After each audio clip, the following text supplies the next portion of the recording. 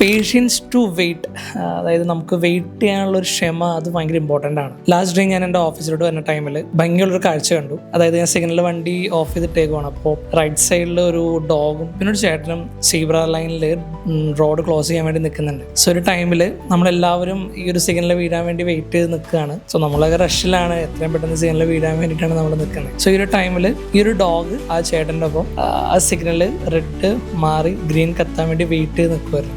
ഒരു 2-3 മിനിറ്റ്സ് ഉണ്ടായിരുന്നു ആ സിഗ്നലിൽ. അത് കഴിഞ്ഞിട്ട് ഈ ഒരു ഗ്രീൻ സിഗ്നലായപ്പോൾ തന്നെ ഈ ചേട്ടൻ്റെ ഒപ്പം ഈ ഡോഗും കൂടി റോഡ് ക്രോസ് ചെയ്യണം. ഞാൻ വിചാരിച്ചു ഈ വ്യക്തിയുടെ ആയിരിക്കും ആ ഡോഗ് എന്നുള്ളത്. ബട്ട് അങ്ങനെ ആയിരുന്നില്ല. റോഡ് ക്രോസ് ചെയ്തു, ഡോഗ് ഒരു സൈഡിലോട്ട് പോയി, ആ ചേട്ടൻ വേറൊരു സൈഡിലോട്ട് പോയി. പേഷ്യൻസ് ടു വെയിറ്റ്, അതായത് നമുക്ക് വെയിറ്റ് ചെയ്യാനുള്ള ഒരു ക്ഷമ, അത് ഭയങ്കര ഇമ്പോർട്ടൻ്റ് ആണ്. സോ റൈറ്റ് ടൈം വന്നു കഴിയുമ്പോൾ എല്ലാ കാര്യങ്ങളും സംഭവിക്കും. സോ എനിക്ക് പറയാനുള്ളത് like we have to wait.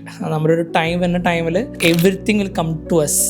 So ഒരു ടൈം വെയിറ്റ് ചെയ്യുക. ടൈം വന്നു കഴിയുമ്പോൾ ആ ഒരു ടൈം ഇതാണെന്നുള്ളത് മനസ്സിലാക്കാൻ പറ്റുന്ന ഒരു കഴിവാണ് ഒരു ഓൺട്രപ്രനർ എന്ന രീതിയിൽ നമുക്ക് വേണ്ടതെന്ന് എനിക്ക് തോന്നുന്നു. അല്ലാതെ ഒരുപാട് റഷായി എന്താണ് സംഭവിക്കാത്തത്, അല്ലെങ്കിൽ why the things are not happening എന്നുള്ളൊരു മൈൻഡ് സെറ്റിൽ ഇരിക്കുകയാണെന്നുണ്ടെങ്കിൽ ചിലപ്പോൾ സംഭവിക്കില്ലായിരിക്കും. ബട്ട് പേഷ്യൻ്റ് ആയിട്ട് ആ ഒരു സംഭവം നടക്കാനായിട്ട് വെയിറ്റ് ചെയ്യാം. So when the right time comes everything will happen.